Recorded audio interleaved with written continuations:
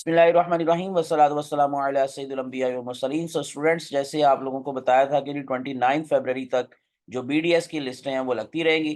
तो इसी वजह से जी आज आप लोगों के साथ मैं शेयर करने जा रहा हूँ 8 college wise selection list for the admission to the public sector dental colleges in Punjab.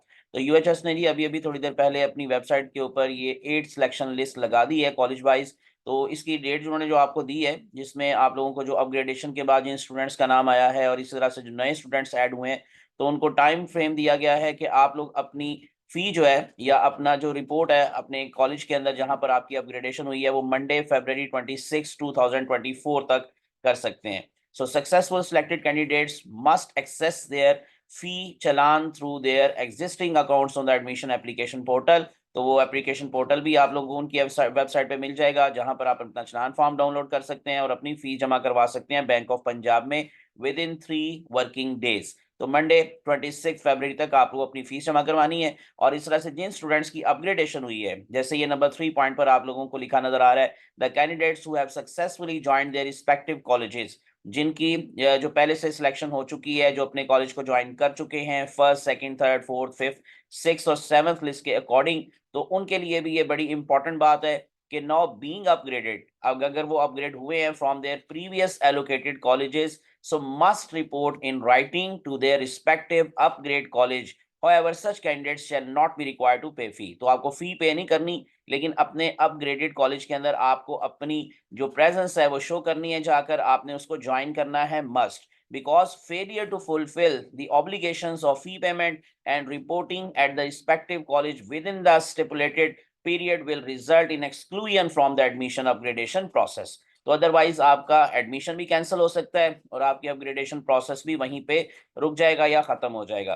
तो चलता हूँ नहीं मैं आप लोगों को इस लिस्ट की तरफ लेकर, मैं आपको साथ कंपैरिजन भी दिखा देता हूँ कि जो 7th लिस्ट के अकॉर्डिंग मेरिट था और अब जो 8th लिस्ट के अकॉर्डिंग मेरिट है, उसमें आप लोगों को कितना डिफरेंस नजर आ रहा है। मैं इसको थोड़ा सा जूम करके आपको दिखा देता हूँ ताकि आप लोगों को मजीद चीजें क्लियरली दिखाई दें और नजर आ जाए कि मेरिट में कितना डिफरेंस आया है। तो 7th लिस्ट का मेरिट भी मैं आपको दिखा देता हूं और 8th लिस्ट का भी। सबसे पहले जो डीसीडी कॉलेज है लाहौर, तो बीडीएस के हवाले से पब्लिक सेक्टर कॉलेज 3 कॉलेजेस हैं। सो डीसीडी लाहौर के अंदर जो 7th लिस्ट में मेरिट था वो था 91.0465, जो कि अब कम होकर 91.0273 हो गया है। तो इसमें कमी आई है। इसी तरह से जो सेकंड हमारे पास कॉलेज है एनआईडी मुल्तान, उसमें 91.0318 था, जो कम होकर अब लाहौर के इक्वल हो गया है। तो लाहौर में भी क्लोजिंग मेरिट है इस टाइम 91.0273 और मुल्तान एनआईडी मुल्तान में भी इस टाइम क्लोजिंग मेरिट है 91.0273।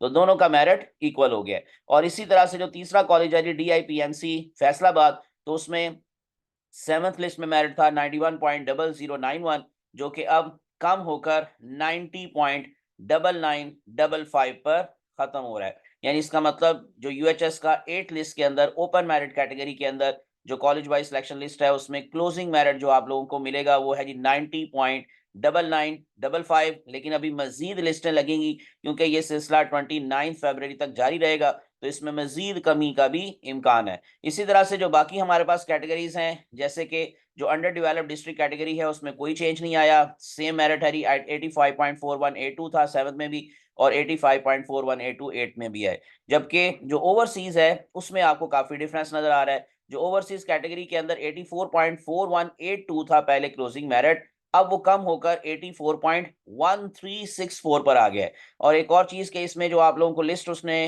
अपलोड की है यूएचएस ने, उसमें काफी वेटिंग लिस्ट के अंदर स्टूडेंट्स हैं।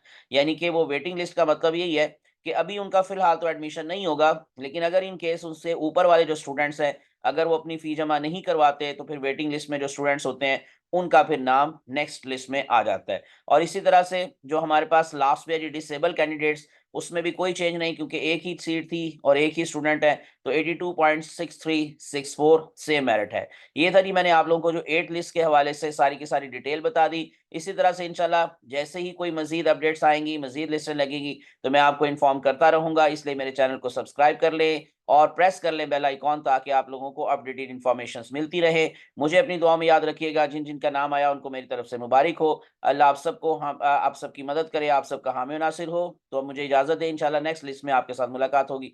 अल्लाह हाफिज।